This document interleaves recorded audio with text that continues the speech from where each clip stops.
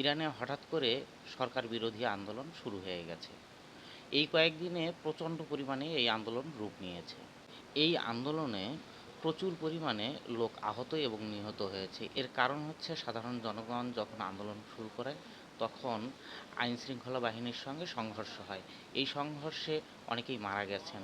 এ যাবতে খবর পাওয়া গেছে যে নিম্নে হলেও ৭ জন ব্যক্তি মারা গেছেন। আন্দোলনকারীদের মধ্যে থেকে ৭ জন মারা গেছেন। এই আন্দোলনটি মূলত শুরু হয়েছিল হঠাৎ করে অর্থনীতির বিপ্লবী পরিবর্তনের কারণে। বর্তমানে ইরানের অর্থনৈতিক অবস্থা খুবই সংকটে এবং রেকর্ড পরিমাণ অর্থনীতি ধসে গেছে। আপনারা জানলে হয়তো অবাক হবেন যে $1 সমান ইরানের ৪২,০০০ রিয়াল।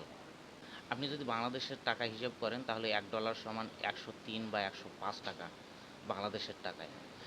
এছাড়া বাংলাদেশের মাত্র ২৯ টাকায় আপনি রিয়াল পাবেন কমপক্ষে হলেও ১০,০০০ ইরানি রিয়ালের মূল্য হচ্ছে আমাদের বাংলাদেশের মাত্র ২৯ টাকা। এতটা মুদ্রাস্ফীতি সেখানে এবং মুদ্রার মান এতটাই কমে গেছে। এই আন্দোলন প্রথমে অর্থনৈতিকের কারণে যদিও শুরু হয়ে থাকে, এখন কিন্তু রূপ নিয়েছে অনেকগুলো বিষয়। যেমন সরকারের প্রতি সাধারণ জনগণের এখন আর আস্থা নেই। তারা ভাবছে যে দেশের সরকার মোটামুটি দুর্নীতিবাজ এবং তারা সরকারের বদল চাচ্ছেন। মানে তারা বর্তমান সরকারকে বদলাতে যাচ্ছেন। এই সরকারের আওতায় আর দেশ চালাতে চাচ্ছেন না তারা। এছাড়া আরও কিছু কারণ আছে, যেমন আপনার বেতন বাড়ছে না কিন্তু দ্রব্যমূল্য বিপুল পরিমাণে বেড়ে গেছে। মানুষের হাতের নাগালের বাইরে চলে গেছে দ্রব্যমূল্য। অথচ প্রত্যেকটা চাকুরির ক্ষেত্রে দেখা যায় বেতন বাড়েনি, বরঞ্চ অনেক ক্ষেত্রে বেতন কমিয়ে দিয়েছে সরকার। বর্তমানে ইরানের জীবনযাত্রা এবং খাবার ও আবাসন এগুলো চালাতে সাধারণ জনগণ প্রচুর পরিমাণে হিমশিম খেয়ে যাচ্ছেন, যার কারণে তারা হঠাৎ করেই আন্দোলনে নেমে পড়েছেন।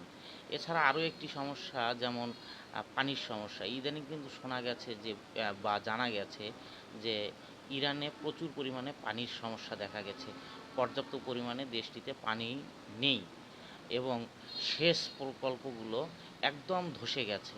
সেচ প্রকল্পের কোনো উন্নতি নেই, বরঞ্চ দিন দিন অবনতির দিকে যাচ্ছে, যার কারণে কৃষিখাত খুবই খারাপের পরিস্থিতিতে আছে।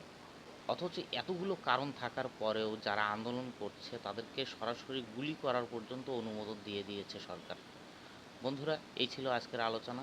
দেখা হবে পরবর্তী আলোচনায়। ততক্ষণ পর্যন্ত সকলের ভালো থাকবেন। ধন্যবাদ সকলকে।